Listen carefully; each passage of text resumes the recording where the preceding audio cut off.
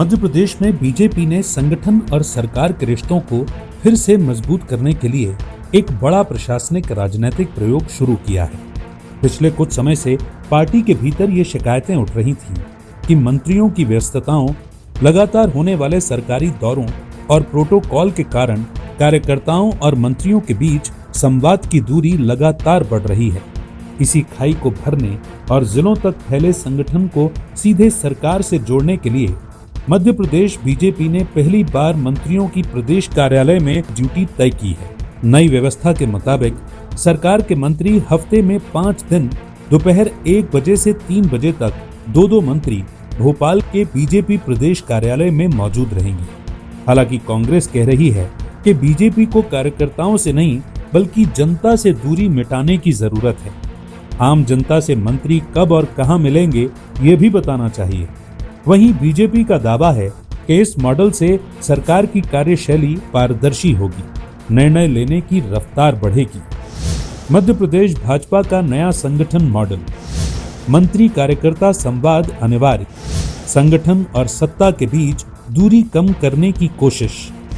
BJP office में हर दिन 2 घंटे मंत्री की ड्यूटी, दोपहर 1 से 3 बजे बैठक का समय, कार्यकर्ताओं की समस्याएं सीधे मंत्री तक, विभागीय मामलों का फॉलोअप, शिकायतों का रिकॉर्ड और समाधान। प्रदेश कार्यालय में पहली बार ऐसा प्रयोग। संगठन और सत्ता दोनों का समन्वय हो और एक व्यवस्था जो बनाई है, प्रदेश भारतीय जनता पार्टी कार्यालय पर सरकार के 2 मंत्रीगण रोज हर दिन 2 घंटे यहाँ पर 1 बजे से लगा करके 3 बजे तक यहाँ पर नियमित रूप से बैठेंगे। ये एक ऐसी व्यवस्था है कि पूरे मध्य प्रदेश के कार्यकर्ता सभी जिलों से, विभिन्न जिलों से यहाँ पर भोपाल जब आते हैं वो मुलाकात करना चाहते हैं मंत्रीगणों से, और कोई न कोई उनकी समस्याएं रहती है, जिले की छोटी बड़ी समस्याएं व्यक्तिगत भी होती है, क्षेत्र की भी रहती है। तो उन समस्याओं का समाधान कैसे किया जाए और कम से कम वो आकर के भारतीय जनता पार्टी कार्यालय पे मंत्रीगणों के साथ बैठ कर के अपनी समस्या बता दे, और हम भी ये कोशिश करेंगे कि उन समस्याओं का समाधान यथासंभव। उधर बीजेपी के इस नए प्रयोग पर कांग्रेस सीधा सवाल उठा रही है। मंत्री कार्यकर्ताओं से मिलने के लिए तो समय तय कर रहे हैं, लेकिन जनता का टाइम टेबल कब जारी होगा? मंत्रियों को बीजेपी ऑफिस में बैठने के बजाय मंत्रालय और ब्लॉकों में बैठकर आम आदमी की समस्याओं का निपटारा करना चाहिए। जनता के दुख दर्द से दूर हो चुके लोग हो तुम। किसान आत्महत्या कर रहा है, नौजवान बेरोजगार होकर सड़कों पे भटक रहा है। तुम उस प्रदेश बीजेपी कार्यालय में बैठ के कर क्या लोगे? अरे तुम्हारे घर पे भी बैठ के यदि न्याय करना हो तो नौजवानों को, किसानों को न्याय दे सकते हो। ये सब फ्रॉड सिस्टम दिखाने का है, कुछ नहीं होने वाला। वही व्यवस्था रहेगी बीजेपी। जब हम अपने क्षेत्र के लोगों से बात नहीं कर पाते तो आम जनता की क्या भावनाएं सुनेंगे, उनकी क्या समस्या सुन के क्या निराकरण करेंगे? बहरहाल बीजेपी कार्यालय में मंत्रियों की बैठकों पर सियासत तेज हो गई है।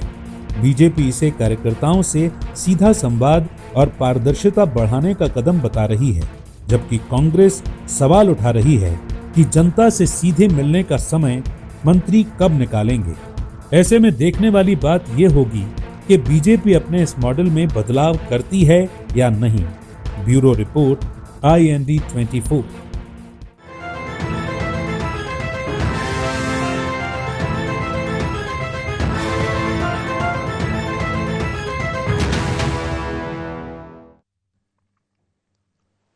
नमस्कार, IND एजेंडे में आपका बहुत बहुत स्वागत है। मैं हूं योगी राज योगेश। एजेंडे में आज चर्चा होगी सियासी उठा बैठक। असल में क्या है कि भाजपा में नवाचार चलते रहते हैं, और चूंकि नए प्रदेश अध्यक्ष हैं, संगठन का नया माजरा है, तो नया नवाचार प्रदेश दफ्तर में भी हुआ। और वो ये है कि अब प्रदेश भाजपा दफ्तर में मंत्री 2 दिन बैठेंगे, 2-2 मंत्री बैठेंगे और पर डे बैठा करेंगे। सबकी ड्यूटी ऐसी लगाई गई 2-2 घंटे के लिए। और ये व्यवस्था बैठेंगे नहीं, शुरू हो गए। जगदीश देवड़ा जी बीच में बैठ चुके हैं, राकेश सिंह जी PWD मंत्री हैं, बैठ चुके हैं, और वो कार्यकर्ताओं से संवाद स्थापित कर चुके हैं। कार्यकर्ताओं की समस्याओं का उन्होंने सुनना शुरू कर दिया, और कुछ का समाधान भी जो संभव है मौके पर वो भी होना शुरू हो गया है।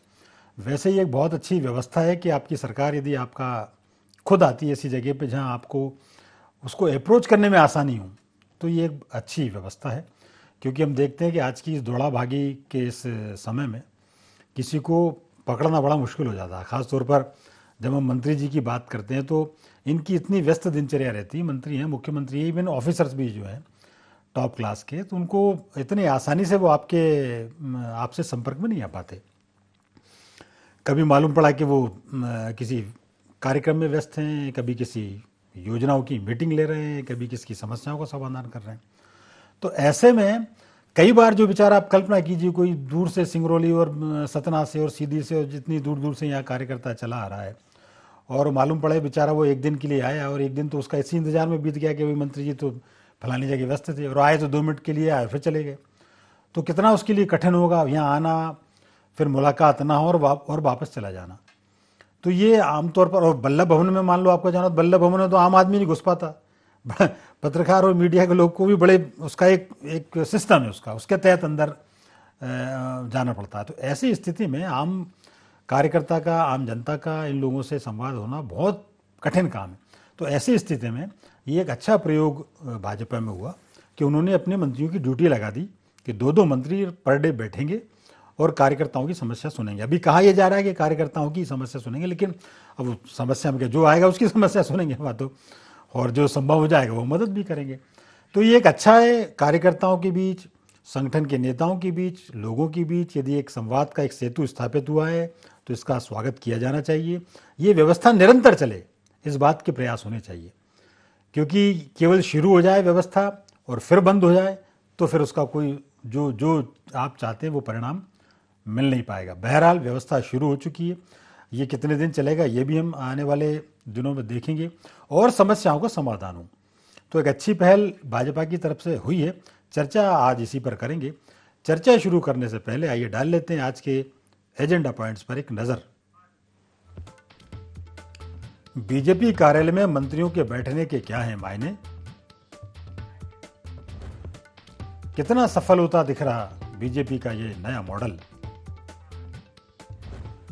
क्या यह सत्ता और संगठन में समन्वय की कोशिश? कांग्रेस क्यों बता रही इसे सियासी इवेंट? तो ये थे एजेंडा पॉइंट्स, और डिबेट ओपन करूं उसके पहले सभी मेहमानों से आपका परिचय करा दूं। मेरे साथ बीजेपी का पक्ष रखेंगे प्रवक्ता अजय धवले जी। अजय जी, प्रोग्राम में आपका बहुत बहुत स्वागत है। कांग्रेस की तरफ से पक्ष रखेंगे संतोष सिंह जी गौतम जी। संतोष जी, प्रोग्राम में आपका भी बहुत बहुत स्वागत है। और स्टूडियो में हमारे साथ हैं वरिष्ठ पत्रकार आलोक सिंघे जी। आलोक जी, प्रोग्राम में आपका भी बहुत बहुत स्वागत।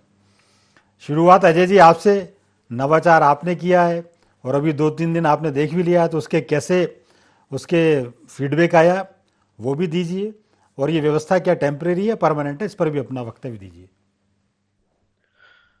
युवराज जी, पहली बात तो हमारे मध्य प्रदेश के आदरणीय मुख्यमंत्री डॉक्टर मोहन यादव जी और हमारे संगठन के मुख्य संगठन शिल्पी आदरणीय हेमंत खंडेलवाल जी ने जिस प्रकार से ये नवाचार किया है कि सत्ता और संगठन, शासन और संगठन जब एक जगह बैठेंगे तो निश्चित रूप से जो हमारे मध्य प्रदेश के कोने कोने से आने वाले कार्यकर्ता है जो प्रदेश कार्यालय आते हैं, तो उनके माध्यम से हमारी जो हमेशा से संवाद सुशासन की भारतीय जनता पार्टी की रीति नीति रही है, रिजल्ट ओरिएंटेड गवर्नेंस में अकाउंटेबिलिटी फिक्स होना बहुत आवश्यक है।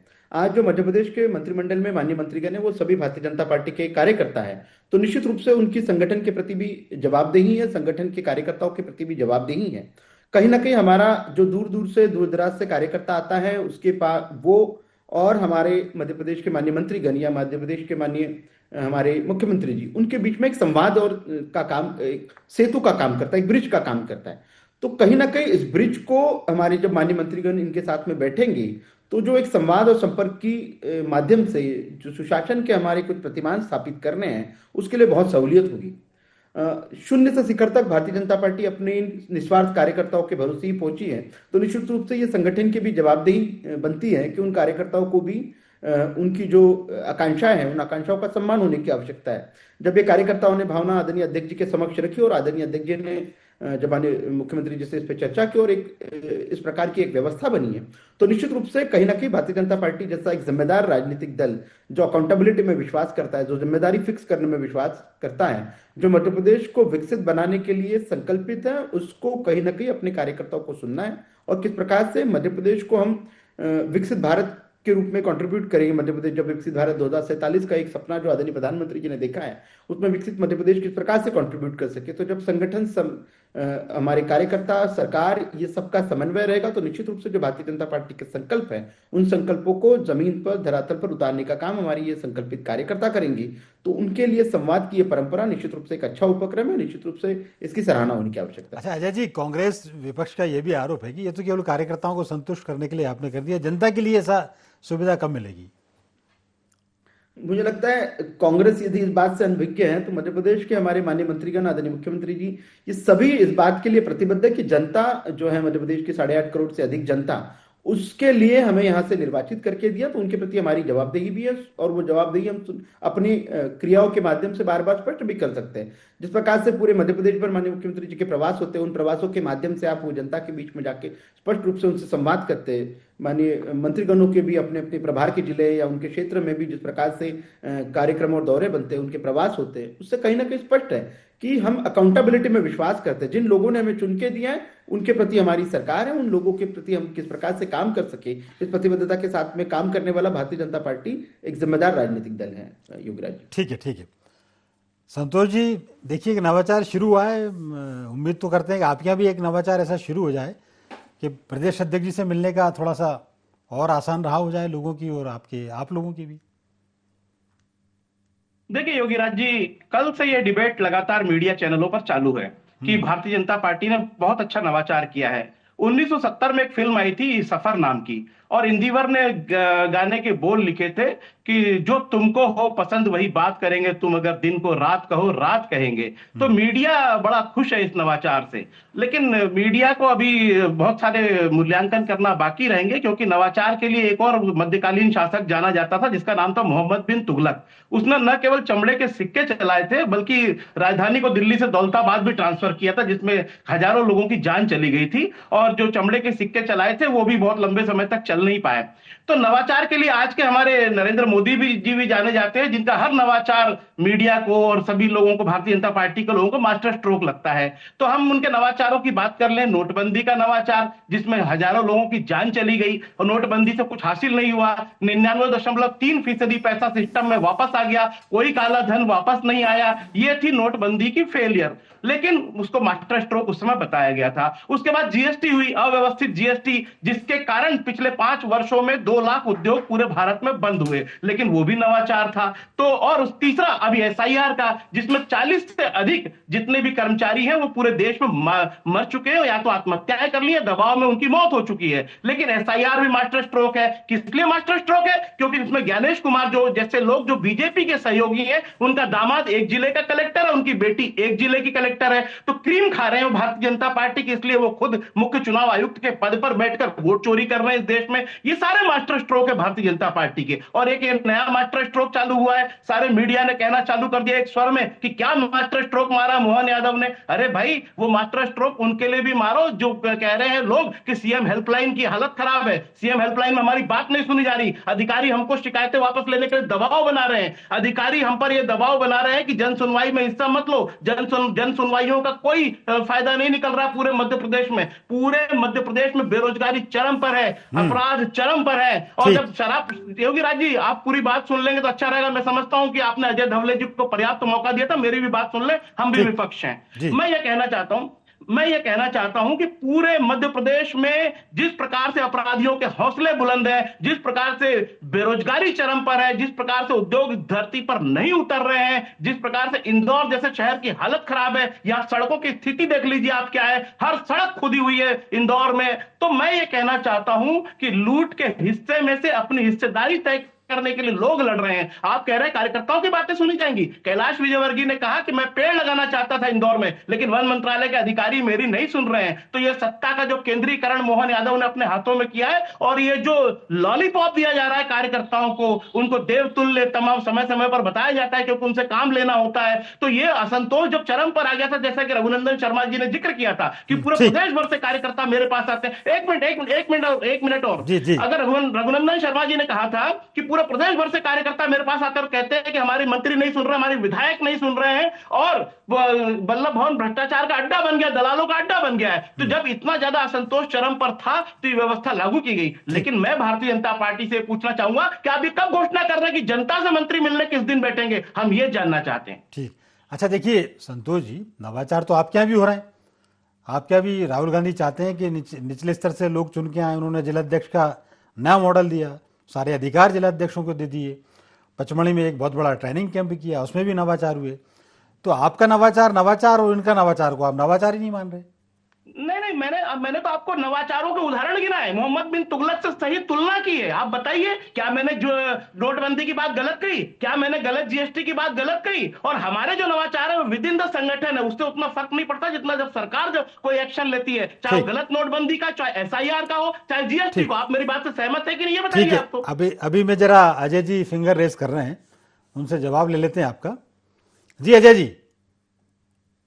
देखिए योगीराज जी, हमारे कांग्रेस के प्रवक्ता साथी संतोष जी ने बहुत अच्छे से मोहम्मद बिन तुगलक और मोहम्मद गौरी को जिस प्रकार से रेखांकित किया, तो हमने सबने देखा ये वही कांग्रेस थी, ये वही कुशासन वाली कांग्रेस थी जिसने हमारे इतिहास में जानबूझकर इन मुगलों का इतिहास पढ़ा है। हम तो वो संस्कृति के उपासक लोग हैं, हमने छत्रपति शिवाजी महाराज को अपने इतिहास में पढ़ा है। आज नवाचारों की यदि बात करनी है, छत्रपति शिवाजी महाराज के नवाचार को लीजिए, नौसेना के झंडे पे छत्रपति शिवाजी महाराज के निशान को लगाया। रही बात मध्य प्रदेश के परिप्रेक्ष्य में, तो मध्य प्रदेश की जनता भली भांति जानते हैं, 20 वर्षों से अनबिटन भारतीय जनता पार्टी की सरकार है। इस बात का परिचय है कि हमने गुड गवर्नेंस को स्थापित किया है, हमने भ्रष्टाचार के विरुद्ध जीरो टॉलरेंस की नीति रखी है। लॉ एंड ऑर्डर को मेंटेन करने में हमारी सरकारों ने किसी भी, चाहे कोई भी जिम्मेदार हो, कोई भी रसूखदार हो, उनको सलाखों के पीछे पहुंचाई। वही कांग्रेस थी जब भ्रष्टाचार होता था, सरकारें आश्रय देती थी, गांधी परिवार आश्रय देता था। लेकिन हमारे यहाँ तो ना किसी को खाने दिया जा रहा, ना खाने देने की नीति है। आज आदरणीय प्रधानमंत्री जी के नेतृत्व में देश में सुशासन स्थापित हुआ है, इसलिए बार बार हमारी सरकारें प्रो इनकम्बेंसी का वोट लेकर वापस आती है। कांग्रेस का आप उदाहरण देख लीजिए, एंटी इनकम्बेंसी के वोट से सरकारें चली गई तो वापस आने का नाम नहीं कह रहे हो ना, उसे जनता वोट चोरी कहती है। ठीक है, जरा मैं ठीक है उसे वोट चोरी कहती है अजय जी, अभी जरा लीजिएगा जरा। एक मिनट, कर्नाटक में वोट चोरी हुई थी, तेलंगाना में वोट चोरी हुई थी, हिमाचल प्रदेश में वोट चोरी हुई थी, तमिलनाडु में वोट चोरी हुई है, बंगाल में वोट चोरी हुई है। गिरोह द्वारा की गई वोट चोरी है अडानी के पैसों से की मदद से। अब एक मिनट अपन क्या है, वापस वहीं जाके अपन क्या पता ये सोच के ही आते हैं कि अपने को वहीं ले जाना वोट चोरी पे। एक उदाहरण अब मेरा सुन लो वोट चोरी का। 1952 का बड़ा चर्चित किस्सा है। मौलाना अबुल कलाम आजाद रामपुर से सांसद का चुनाव लड़े, 20,000 वोट से चुनाव हार गए। ये बात प्रधानमंत्री जवाहरलाल नेहरू जी को पता पड़ी। उन्होंने फ़ोन किया, गोविंद वल्लभ पंत जी चीफ मिनिस्टर थे वहाँ के। उन्होंने कहा मौलाना हारना नहीं चाहिए। उनने कहा मुख्यमंत्री जी ने, साहब मौलाना जी हार गए हैं और डिक्लेरेशन हो गया है और रिजल्ट घोषित हो गया है, उनने अपना विजय जुलूस निकाल दिया है। उन्होंने कहा आप कुछ भी कहिए, वो जीतना चाहिए। तो डीएम को फ़ोन किया सीएम ने, उन्होंने कहा, डीएम ने कहा कि अब संभव ही नहीं है, हमने खुद ने डिक्लेयर किया है। उन्होंने कहा कुछ भी करो, यदि नहीं जीते तो ना तुम रहोगे ना हम रहेंगे। हुआ आखिर आफ्टर ऑल ये कि वो जो 2 डिब्बे रखे जाते थे पहले वोटिंग डालने के, जीते हुए कैंडिडेट के वोट हारे हुए कैंडिडेट में डाल दिए और अब्दुल कलाम उसको मौलाना जी को विजेता घोषित कर दिया। देश की पहली वोट चोरी है। अब आप फिंगर रेस कर रहे हैं संतोष जी, लेकिन एक बार मैं आलोक जी को इन कर लूं, आप उसका जवाब जरूर दीजिएगा। जी आलोक जी, पूरे स्पेयर। जी दरअसल में योगराज जी, जिस तरीके से ये बहस की जाती है वो अलग है। टेक्निकल चीज को देखा जाए जी, राज्य मंत्रालय की नई बिल्डिंग बन गई है, वो 3 बिल्डिंग है, बहुत बड़ी बिल्डिंग है, और वहां कोई भी नया व्यक्ति आता है तो वो पुराने व्यक्ति को भी नहीं खोजना बहुत कठिन होता है किसी मंत्री तक पहुंचने के लिए। तो ये जो प्रावधान किया गया है ये बहुत समय बाद किया गया है, बहुत पहले कर दिया जाना चाहिए था। दरअसल में जिस तरीके से मंत्रालय में लोग परमिट लेना पड़ता है, पास लेना पड़ता है, बड़ी लंबी प्रक्रिया है, तब जाके आप मंत्री तक पहुंच पाते हो। ये सरल व्यवस्था कर दी गई है, कार्यकर्ता पहुंचे, कार्यकर्ता के साथ में आम जनता के लोग भी पहुंच सकते हैं, और यहाँ पे कोई नियम नहीं है, कोई भी आएगा कोई भी आके मिल सकता है। तो ये बहुत अच्छा कदम है, और इसमें मीडिया नहीं तारीफ कर रहा है, आम नागरिक तारीफ कर रहा है। तो इसलिए मीडिया को बीच में लाने की, जैसे कांग्रेस की प्रथा रही है, पूरी कांग्रेस शुरू से लेके अंत तक केवल हर बीच में, जबकि मीडिया माध्यम है, मीडिया थोड़ी ना कोई पार्टी है। तो मीडिया नहीं कह रहा है, आम जनता कह रही है, और आप भी देखेंगे, और कांग्रेस के कार्यकर्ता भी वहां जा सकते हैं। ये बात अलग है कि वो भाजपा के दुराव की वजह से ना जाए वहां पे, लेकिन उनको भी रोक नहीं है। तो ये एक तरीके से अच्छा कदम है संवाद के लिए सरकार ने जो किया है। जैसे प्रधानमंत्री जी चाहते हैं कि वहां भी जाके मिले, उनसे भी लोग मिल सके, राजभवन में भी जा सके, पार्टी कार्यालय में भी जा सके, तो ये अच्छी चीज है, अच्छी पहल है। इसमें कोई पार्टीगत आधार पर ना सोच के, ये बहुत पहले हो जाना चाहिए था, बल्कि कांग्रेस को सोचना चाहिए। बीच में कमलनाथ जी की सरकार आई थी, तब आप ये देखें, ये कहा जाने लगा था कि मंत्रालय जो है वो दलालों का अड्डा बन गया, क्योंकि दलाल अपने साथ कार्यकर्ताओं को, जिनकी नौकरियां तबादले पोस्टिंग कराना, वो सारा धंधा करने लगे थे। तो ये ना हो, आम जनता सीधे मंत्री से मिल सके, कार्यालय में मिले। और आज भी मंत्रालय रोका नहीं है, मंत्रालय में जा सकते हैं आप, मंत्रालय में जा सकते हैं, मंत्री के निवास पे मिल सकते हैं। जी संतोष सिंह जी, आप क्यों नहीं करते ऐसी व्यवस्था कि जीतू पटवारी से इवन कोशिश करें कि राहुल गांधी से मिलना और आसान हो जाए? उनसे तो कुत्ते मिलना आसान होता है, आदमी नहीं मिल पाते हमसे। नहीं, देखिए क्या है योगी राज जी, जब देखने का नजरिया एक जैसा हो जाए या चश्मा एक तरह का लग जाए तो चीजें दिखाई नहीं देती हैं। जीतू पटवारी जी से लोग लगातार मिलते हैं, रोज कार्यकर्ता मिलते हैं, सैकड़ों कार्यकर्ता मिलते हैं। और अभी आलोक सिंघई जी ने बोला कि कांग्रेस का तो काम है मीडिया की आलोचना करना। देखिए एक बहुत पुरानी उक्ति है जिसके अनुसार यह है कि जिस देश का मीडिया सत्ता के साथ हो जाता है वह जनता के विरुद्ध हो जाता है। तो मीडिया केवल स्तुति गान के लिए नहीं, यह भी मैं याद दिलाना चाहता हूं, मीडिया सत्ता से कड़े सवाल पूछने के लिए, यह पूछने के लिए नहीं है कि मोदी जी आम चूस कर खाते हैं या काट कर खाते हैं, तो और या मीडिया को एक भी प्रेस कॉन्फ्रेंस का सामना न करे मोदी जी, और मीडिया फिर भी सवाल न पूछे कि मोदी जी आपने इतने वर्षों में एक भी प्रेस कॉन्फ्रेंस क्यों नहीं की। और तो ये भी मीडिया की भूमिका मैं थोड़ा सा याद दिलाना चाहता हूं, क्योंकि थोड़ा बहुत मीडिया को मैं नहीं अभी मेरी बात कहां हुई पूरी, सुन लीजिए। आप मीडिया की बात कर रहे हैं ना, आप अपनी बात कर ही नहीं रहे। नहीं सुन लीजिए, नहीं मैं कैसी बात कर रहे हैं, मैं तो समझता हूं मेरी बात। आपने अपने संबोधन में आधा टाइम तो मीडिया के उसमें खा लिया आपने। नहीं सुन लीजिए योगी राज जी, मैंने इसलिए बोला कि आलोक सिंघई जी ने बोला कि कांग्रेस ऐसा करती है, तो मुझे जवाब देना आवश्यक था। दूसरी एक चीज सुन लीजिए, आपने कहा कि 1952 में एक बार ऐसा हुआ था, मौलाना अबुल कलाम आजाद का आपने उदाहरण दिया उनको जिताने का। ठीक है, अगर वो, मैं तो उसमें ऐतिहासिक परिप्रेक्ष्य क्या है, उसमें कितनी सच्चाई है वो विषय अलग है, लेकिन अगर ऐसा हुआ भी था तो सुन लीजिए, सुन लीजिए, मैं अपनी बात कह दीजिएगा। मैं ये कह रहा हूं अगर ऐसा हुआ भी होगा तो भारत के सर्वधर्म संभाव की परंपरा को कायम रखने के लिए मौलाना आजाद को अगर वहां संसद में लाना जरूरी था तो नेहरू यही तो मानसिकता आपको बाहर कर रही है। भारत का सर्वधर्म संभाव आपको एक ही आदमी में लगता है। अब जरा मैं अजय जी को बोल लेता हूं, क्योंकि आप दूसरे विषय से भटक गए। आप देश को हिंदू मुस्लिम की भावना, अब जरा अजय जी, एक मिनट समय कम है, जरा अजय जी को इन कर लेता हूं मैं। नहीं एक लाइन और सुन लीजिए। मैं कह रहा हूं कि चलो अगर वो देश की अगर वो देश की पहली वोट चोरी की, लोकतंत्र में ये सर्वधर्म संभाव कहां से ले आए आप? अरे सुन लीजिए योगी राज, इतने क्यों आप व्याकुल हो रहे हो? मैं कह रहा हूं वाराणसी में दूसरी वोट चोरी भी याद दिला दीजिए। 7 राउंड तक मोदी जी पीछे थे। चलिए जवाब ले लेते हैं अजय जी से, अजय जी से जवाब ले लेते हैं। ठीक है, ठीक, जीत घोषित कर दी गई नरेंद्र मोदी की, याद है कि नहीं आपको? अजय जी से जवाब ले। जी अजय जी, की खंबा नोचे वाली जो कहावत है ना, कांग्रेस पे इसलिए भी सूट करती है कि जब आप चुनाव दर चुनाव हार जाते तो आप प्रत्येक प्रतिमान पे प्रश्न खड़ा करना आपका चरित्र बन जाता है। आज कांग्रेस को कुछ भी अच्छा नहीं लगा। एक इंग्लिश में बड़ी कहावत है कि एक नो नेगेटिव सिंड्रोम होता है, कि आपको कुछ भी अच्छा नहीं दिखता, चाहे चश्मा कितने भी बदल लीजिए आपको कुछ भी अच्छा नहीं दिखेगा। तो उस प्रकार से कांग्रेस की स्थिति हो गई। हाल ही में इन्होंने अब जिस प्रकार से स्पेशल इंटेंसिव रिवीजन का, वोट चोरी के मुद्दे बनाए, उन मुद्दों का देखिए ना आप, बिहार की जनता ने धराशायी कर दिया। देश में जहां जहां ये ऐसे गैर जिम्मेदार मुद्दे लेके जाएंगे, देश की जनता इनको धराशायी करेगी। वास्तविक मुद्दों पर तो ना कांग्रेस का नेतृत्व टिकता है, ना कांग्रेस की नीतियां वास्तविक मुद्दों पर। आपको याद होगा जीतू पटवारी जी मध्य प्रदेश कांग्रेस के अध्यक्ष बने थे और कार्यालय के बाहर एक तख्ती लटका दी गई कि रविवार को कार्यालय का अवकाश है। ये तो कांग्रेस का कल्चर था। जैसे मीडिया में हाइप हुई वो तख्ती हटा दी गई। एक और बहुत अच्छा किस्सा, हिमंता बिस्वा शर्मा जी, आपने वो किस्सा सुना है अभी? हिमंता बिस्वा शर्मा जी असम सरकार में मंत्री हुआ करते थे, हिमंता बिस्वा समय लेकर राहुल गांधी से मिलने गए। हिमंता बिस्वा राहुल गांधी से मिलने गए। ठीक है, बस चुप है किसी चैनल पर। एक मिनट संतोष जी, डॉलर के मुकाबले रुपए, संतोष जी कुछ पता भी है आपको देश की स्थिति? जनता को बेवकूफ बनाना चाहते हैं। 90 रुपए हो गया $1 के मुकाबले। सुनिए संतोष जी, सुनिए तो सही, अपन क्या अर्थव्यवस्था आप कितने डॉलर खर्चा कर रहे हैं? गरिमा खत्म हो गई है। प्रधानमंत्री की गरिमा मरियाना ट्रेंच में चली गई, रसातल में चली गई है। ठीक, प्रधानमंत्री ने कहा अरे उनकी रसातल में चली गई, आपको प्रधानमंत्री गिरा हुआ हो। ठीक है संतोष जी, प्रधानमंत्री गिरा हुआ हो। लास्ट कमेंट है आलोक जी का।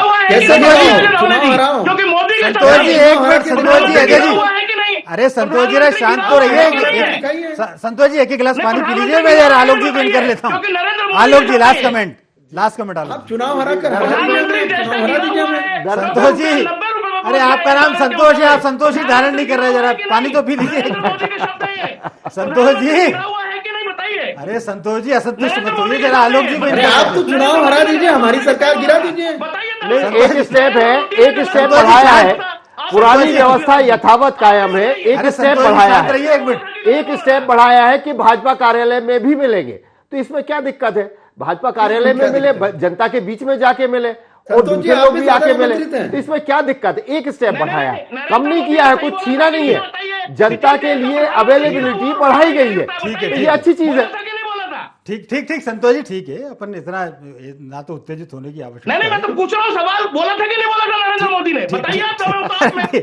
बताइए आगे धरने जी। ठीक है बताइए आगे ठीक है धरने जी, ठीक बोला था ठीक कि है नहीं नरेंद्र मोदी ने? अरे संतोष जी, वो डिबेट का वीडियो समय खत्म हो गया। ठीक ठीक, वो वीडियो दिखा सकता ठीक हूं ठीक ठीक, वक्त अभी इतना ही था, वक्त इतना ही था, इस वार्ता को यही विराम देना पड़ेगा। आप तीनों का बहुत बहुत धन्यवाद, शुक्रिया। तो IND एजेंडा में फिलहाल इतना ही। आप हमारे साथ बने रहिए, जुड़े रहिए और देखते रहिए IND 24। नमस्कार।